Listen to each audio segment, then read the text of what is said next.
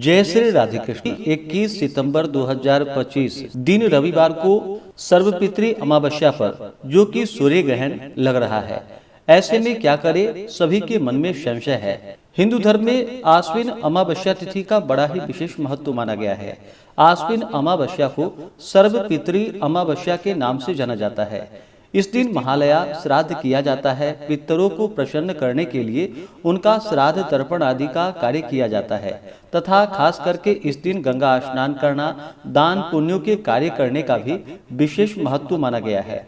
और इस दिन महालया श्राद्ध को स्वीकार कर पितृदेव अपने पितृलोक को वापस लौट जाते हैं और अपने वंशजों को अपना आशीर्वाद प्रदान करते हैं, जिससे कि घर में वंश वृद्धि होती है, घर में धन समृद्धि का आगमन होता है।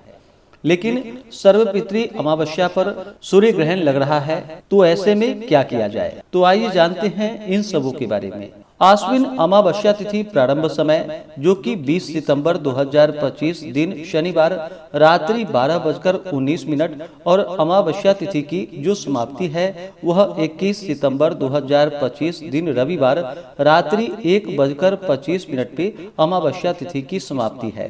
तो सूर्योदय व्यापनी के अनुसार और चंद्रोदय व्यापनी के अनुसार स्नान दान की अमावस्या और श्राद्ध तर्पण आदि की अमावस्या जो कि 21 सितंबर 2025 दिन रविवार को है और इस दिन सूर्य ग्रहण लग रहा है। यह सूर्य ग्रहण भारतीय मानक समय के अनुसार ग्रहण की शुरुआत, ग्रहण प्रारंभ जो कि रात्रि 10:59 पे है और ग्रहण का मध्य जो कि रात्रि 1:11 पे होगा और ग्रहण समाप्त जो कि 22 सितंबर की सुबह 3:23 पे होगा। जब भी सूर्य ग्रहण लगता है तो 12 घंटा पहले ही सूतक काल लग जाता है। तो ऐसे में सूतक काल शुरू जो कि 21 सितंबर की सुबह 10:59 से सूतक काल शुरू हो जाएगा।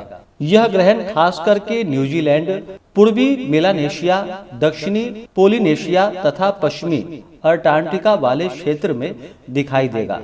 यह ग्रहण भारत में दिखाई नहीं देगा, भारत में इसका दृश्य नहीं होगा। इस कारण से चिंता करने की कोई बात नहीं है। भारत में सभी प्रकार के दैनिक शुभ कार्य, पितरों का श्राद्ध तर्पण आदि का सभी कार्य किए जाएंगे, तो इसमें घबराने वाली कोई बात नहीं है। यह ग्रहण भारत में दृश्यमान नहीं होगा, इस कारण से यहाँ पर इसका सूतक काल भी मान्य नहीं होगा। तो इस दिन अच्छे प्रकार से गंगा स्नान, दान पुण्यों का कार्य तथा पितरों का श्राद्ध तर्पण आदि का कार्य कर सकते हैं। लेकिन ग्रहण जब भी लगता है, जहाँ भी लगता है, तो मनुष्यों पर इसका प्रभाव अवश्य ही पड़ता है। ग्रहण के दौरान खास करके गर्भवती स्त्रियों को ध्यान देना चाहिए। इस दौरान जो कि घर से बाहर नहीं निकलनी चाहिए। अपने आसपास धारदार वस्तुएं जैसे कि कैंची, छुरी, चाकू, सुई आदि धारदार वस्तुएं बिल्कुल भी नहीं रखनी चाहिए। ग्रहण के दौरान जो कि स्नान दान का विशेष महत्व माना गया है तथा इस दौरान दान पुण्यों के कार्य करने का तथा इस दौरान जो कि मानसिक जप का बड़ा ही विशेष महत्व माना गया है। इसका कई गुना पुण्य फल प्राप्त होता है। 21 सितंबर को जो कि सर्वपितृ अमावस्या है, 21 सितंबर को ब्रह्म मुहूर्त का समय सुबह 4:34 से सुबह 5:22 तक होगा। सूर्योदय का समय सुबह 5:46, सूर्यास्त शाम 5:55 होगा। राहु काल का समय शाम 4:24 से शाम 5:55 तक होगा। राहु काल समय के दौरान कोई भी शुभ कार्य या नया कार्य नहीं करना चाहिए, इसका ध्यान रखें। प्रातः काल स्नान दान का शुभ मुहूर्त जो होगा वह समय सुबह 4:58 से सुबह 6:09 तक होगा। इस दौरान विशेष प्रकार से स्नान दान पूजन आदि का कार्य करे तो बड़ा ही पुण्य फलदायी होगा। 21 सितंबर को अभिजीत मुहूर्त का समय सुबह 11:50 से दोपहर 12:38 तक होगा। इस दिन पितरों का श्राद्ध तर्पण आदि का कार्य जो कि मध्याह्न काल के समय में करना चाहिए, दोपहर के समय में करना चाहिए। तो सुबह 10:30 से लेकर के आप श्राद्ध आदि का कार्य शुरू कर सकते हैं और यह दोपहर के 3:30 तक इन कार्यों को संपन्न कर सकते हैं। खास करके सुबह 11:30 से लेकर के दोपहर 1 बजे तक श्राद्ध तर्पण आदि का कार्य, जो कि बड़ा ही उत्तम होगा। विजय मुहूर्त का समय 21 सितंबर को दोपहर 2:16 से दोपहर 3:04 तक होगा। इस दिन गोधूली मुहूर्त का समय शाम 6:19 से शाम 6:43 तक होगा। शाम को पूजा का शुभ मुहूर्त शाम 6:19 से शाम 7:30 तक होगा। नक्षत्र जो कि पूर्वा फाल्गुनी होगा सुबह 9:32 तक, उसके बाद उत्तरा फाल्गुनी नक्षत्र होगा। 21 सितंबर को सर्वार्थ सिद्धि योग भी बन रहा है, जो कि सुबह 9:32 से शुरू होकर के अगले दिन सुबह 6:09 तक सर्वार्थ सिद्धि योग रहेगा, जो कि इन योगों में दान पुण्यों के कार्य करने का, पूजन आदि के कार्य करने का या किसी भी प्रकार के कार्य करने का विशेष महत्व माना गया है। और अगले दिन जो कि 22 सितंबर से नवरात्रि आरंभ है, नवरात्रि का कार्य जो कि 22 सितंबर से शुरू किया जाएगा। अगर विशेष प्रकार से आप नवरात्रि के घट स्थापन शुभ मुहूर्त के बारे में जानकारियां प्राप्त करना चाहते हो तो उसका वीडियो चैनल पे अलग से अपलोड है, या वीडियो के एंड स्क्रीन में वीडियो का लिंक दिया गया है। आप उसके माध्यम से नवरात्रि घट स्थापन शुभ मुहूर्त के बारे में जानकारियां को प्राप्त कर सकते हैं। सर्वपितृ अमावस्या तिथि के दिन जहां तक हो सके इस दिन गंगा नदी में, तीर्थों आदि क्षेत्रों में जाकर के गंगा स्नान करे, दान पुण्यों का कार्य करे, साथ ही अपने पितरों की प्रसन्नता के लिए इस दिन श्राद्ध तर्पण आदि का कार्य करे तो बड़ा ही पुण्य फलदायी होता है। अमावस्या तिथि के दिन चंद्रमा दिखाई नहीं पड़ते हैं और चंद्रमा मन के कारक माने जाते हैं। इस कारण से इस दिन नकारात्मक शक्तियां ज्यादा प्रभावी होती है।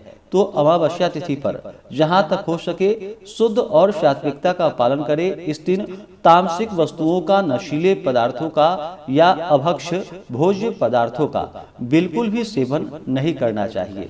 इस दिन जो भी अपने पितरों के निमित्त भोजन आदि बनाते हो ब्राह्मणों को भोजन कराने के लिए, तो भोजन में प्याज लहसुन आदि का प्रयोग बिल्कुल भी ना करें। शुद्ध और सात्विक तरीका से ही भोजन को तैयार करें। उसके बाद ब्राह्मणों को भोजन करवाए, गरीबों को भोजन करवाए, जहां तक हो सके दान पुण्यों का कार्य करे तो यह बड़ा ही उत्तम माना गया है। सर्वपितृ अमावस्या पर 21 सितंबर को शाम के समय में पितरों की प्रसन्नता के लिए पितर उस समय जो कि अपने पितृलोक के लिए प्रस्थान करते हैं तो अपने घर के दरवाजे के पास जो कि एक दीप प्रज्वलित करे और वहां पर मीठे पूरी तथा खीर आदि रख करके और साथ ही थोड़ा सा जल रखे और अपने पितरों से प्रार्थना करे कि आपके रास्ते के लिए यह मैंने दीप प्रज्वलित किया है और आपके निमित्त यह मैंने भोजन रखा है, इसे आप स्वीकार कीजिए और हमें अपना आशीर्वाद प्रदान कीजिए।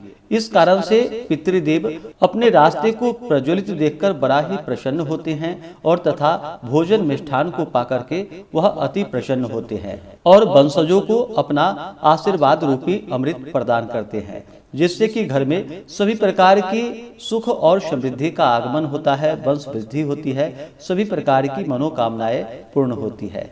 अमावस्या तिथि पर जहां तक हो सके मछलियों के निमित्त आटे की गोली बना करके तालाब पोखर आदि में डाले। गाय को इस दिन हरा चारा खिलाए, ब्राह्मणों को भोजन करवाए, गरीबों को भोजन करवाए, गरीबों को अपने सामर्थ्य के अनुसार अन्न वस्त्र जो भी आदि बन सके उन्हें अवश्य ही देनी चाहिए। ब्राह्मणों को दान दक्षिणा देनी चाहिए। इससे पितृ देवता का तथा इष्ट देवता का आशीर्वाद प्राप्त होता है। तो आशा करता हूँ कि यह जानकारी आपको अच्छा लगा हो।